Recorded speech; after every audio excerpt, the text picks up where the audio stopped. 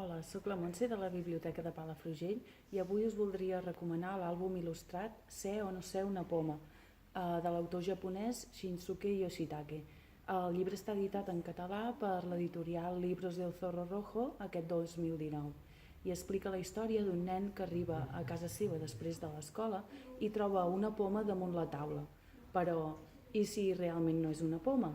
A partir d'aquí fa volar la imaginació fins a límits insospitats i es recrea en totes les possibilitats que pot oferir la poma si en realitat no ho és.